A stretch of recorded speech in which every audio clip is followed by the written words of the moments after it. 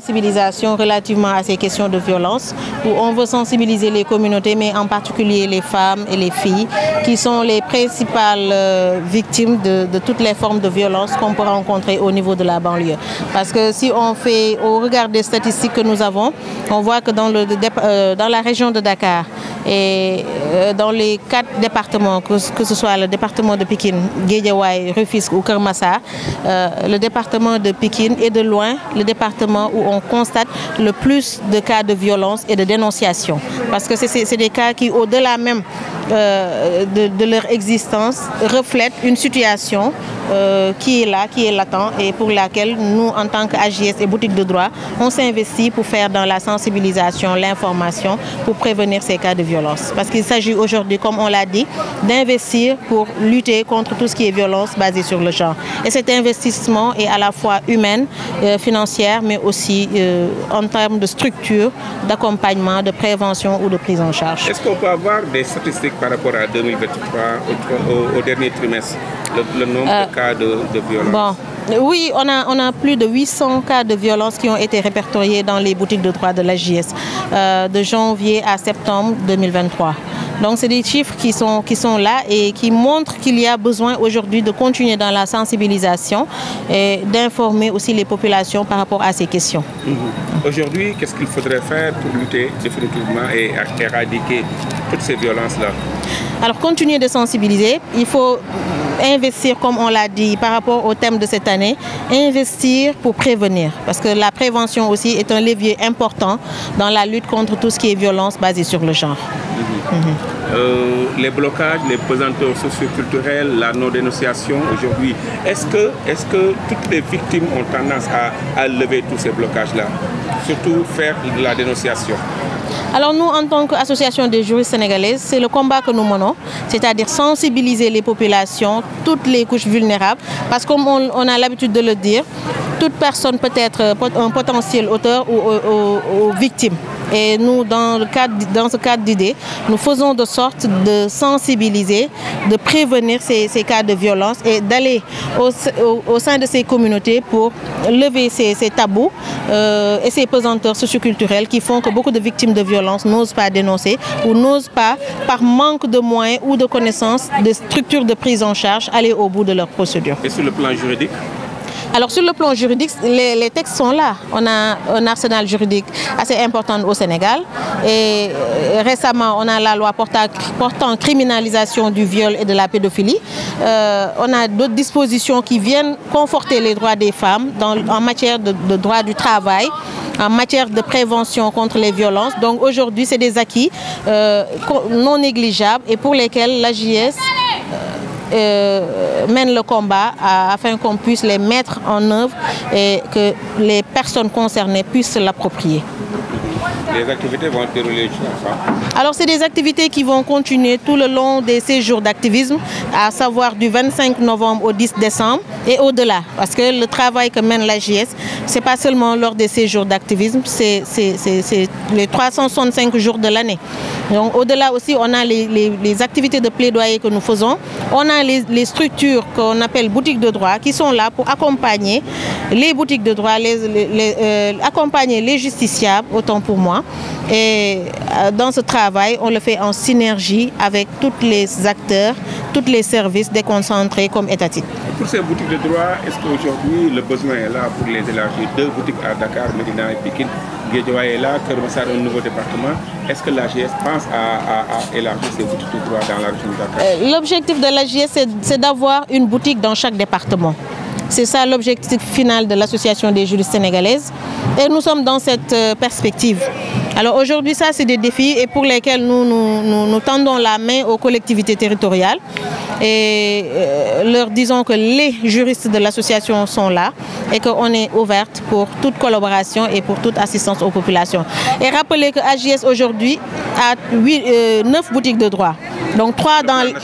dans la région de Dakar, à savoir la boutique de droit de Pikine, la boutique de droit de la Médina et la boutique de droit de la mairie de Gueule Tapée Fass Colobane. Et d'autres boutiques dans les régions comme Thiès, Kaolack, Ziguinchor, Sédhiou, Kolda et Kébémer. Et on compte élargir cela, raison pour laquelle on sollicite les partenaires afin qu'ils nous accompagnent pour mettre en œuvre ces boutiques de droit. Est-ce que vous pouvez citer quelques cas d'exemple? On reçoit de toutes sortes, hein. C'est des violences physiques, comme on l'a dit, c'est des violences économiques, c'est des violences psychologiques et morales, c'est des violences sexuelles. Et dans notre courbe des violences, on voit toujours que tout ce qui est violence physique vient en première position, suivi des violences économiques, ensuite les violences sexuelles et enfin les violences psychologiques et morales qui ne sont pas négligeables parce que ça fait des dégâts incommensurables.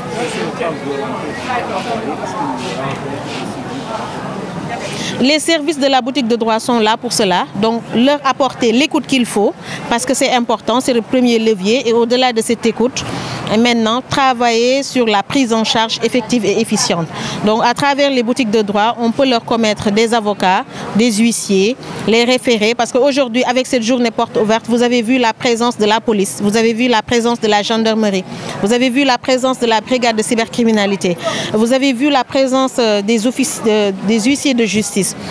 ainsi que des magistrats et procureurs. Donc ça montre ce travail en synergie que nous faisons avec tous ces acteurs pour une meilleure et bonne prise en charge des victimes de violences. Madame Bakoum, une dernière question, il n'y a que des femmes ici, est-ce que l'effet inverse est là? On reçoit des hommes parce qu'il faut savoir que par rapport au service de l'association, c'est une association de femmes juristes, mais en termes de services offerts, il n'y a pas de distinction. On reçoit autant les hommes que les femmes et les enfants.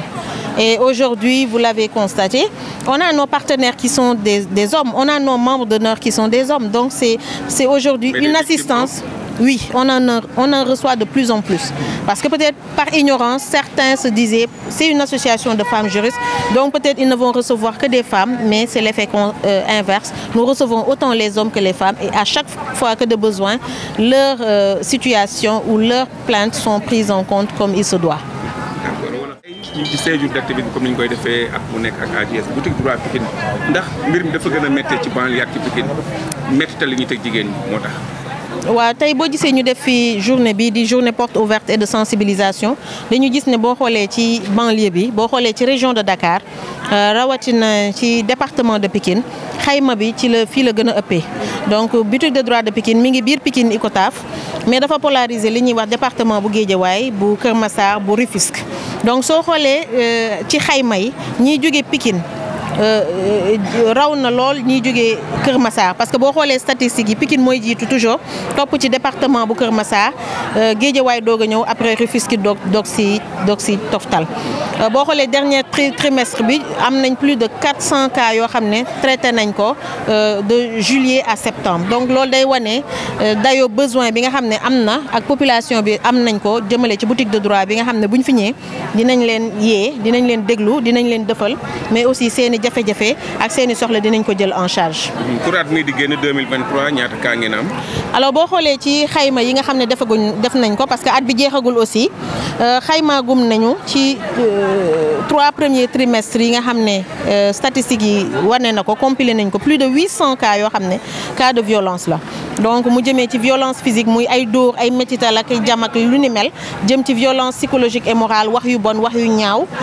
xoxatal jëm ci violence économique nootel ci wàllu koom ba ci violence sexuelle mooy métital ci wàllu awra donc muy viol pédophilie harcèlement attentat à la pudeur wala yenn maltraitance yoo xam ne jëmee nañ ko ci askan wi. léegi lan lañ war a def ngir mu wàññeeku lan lañ war a gën a yokk tey jii ngir mu jóge fi. li ñu war a def mooy gën a investir rek comme ni ko thème 16 jours d'activisme yi wane mooy investir pour ñu gën a mën a prévenir mooy wattu les plus violence investissement boobu comme ni ñu koy waxee nag dafa doon investissement ci wàllu koppar dafa doon investissement ci wàllu mën-mën dafa doon investissement ci wàllu xam-xam dafa doon investissement ci dooleel jigéen ba nga xam ne jafe-jafe yi muy rencontré mu mën koo faggu mën cee génn te du ko lor donc loolu noonu association des juristes sénégalaises ànd ceeg partenaire am dañ koy rappeler Union européenne taxawal tey bés bi pour ànd ceeg population bi nga xam ne moo nekk ci région de Dakar ak li ko wër sur le plan juridique. ci wàllu yoon moom xam nañ ne Sénégal am nañ texte yi fi war am nañ texte yoo xam ne mi ngi xeex métital jëmale ko ci disposition yu bees yi nga xam ne muy la loi criminalisant le viol et la pédophilie nga xam ne 2020 la am ak bi nga xam ne mooy disposition bi nga xam ne dafa ñëw renforcer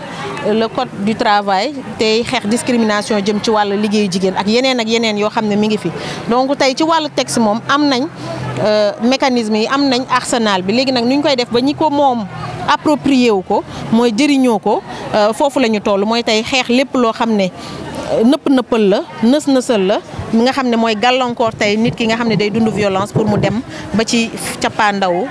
procédure am. kon dénonciation bi dana ci am lu am solo quoi maanaam boole bi jéebaane bi parce que je pense que tey projet bi nga xam ne sax moo tax ñu lëkkaloog Union européenne ci loolu la mooy tey nañu fexe ba jàppale ñi nga xam ne victime de violence lañ mais aussi jéebaane ñi nga xam ne dañuy def ñaawteef parce que ñaawteef dañ ko war a xeex du loo xam ne dañ ko war a denc te boo xoolee lépp luy violence yi da ngay gis ne ñi koy def ñi la jege lay doon soit ki nga dëkkal la soit ki ngay sëyal la soit koo xam ne sa mbokk la proche parent doog wala voisin te dañ naan dëkkandoo mooy mbokk donc day dem ba day doon ku la jege après nag doog a doon ñi nga xam ne xëy na xamoo leen donc moo tax tey ñu ne il faut ñuy sensibiliser gën a xamal askan wi pour mën a jëlee fi violence yi. waaw tey jii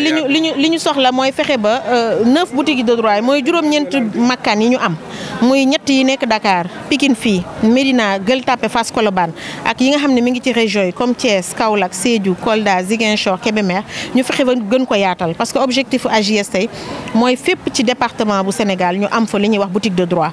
makkaan yoo xam ne lépp lu ñu la fa defal doo ci fay dara dinañ la xelal dinañ la gunge dinañ la jàppale te je pense que loolu bu ñu ko yaatalee rek dina doon njëriñu askan wi. alors ci boutique de droit yi ay jigéen kese ngeen di jot wala am nay góor ñuy teg ay métital taxaw bi ñuy taxaw nag amuñu ci xàjj ak seen parce que boo xoolee kuréel gi kuréelu jigéen la jigéen ñoo xam ne seen xel dafa jëm ci màcc jëm ci wàllu yoon mais nag am na loo xam ne ci taxaw gi ñuy taxaw askan bi amuñu ci xàjj ji amuñu ci seen dañuy jàppale góor dañuy jàppale jigéen dañuy jàppale mag dañuy jàppale ndaw te boo xoolee tey suñu journée porte ouverte bi sax di nga gis ne huissiers yi ñu ngi fi di nga gis ne police ak gendarmerie ñu ngi fi góor comme jigéen di nga gis ne magistrat yi ñu ngi fi du góor comme jigéen donc loolu day wane ne rek ñun ubbil nañu suñuy porte ñëpp te ñi ñuy àndal di liggéey aussi ubbil nañ seen porte lépp te synergie d'action boobu tey moom mooy tax ñu mën a xeex violence yi ni mu waree. Merci.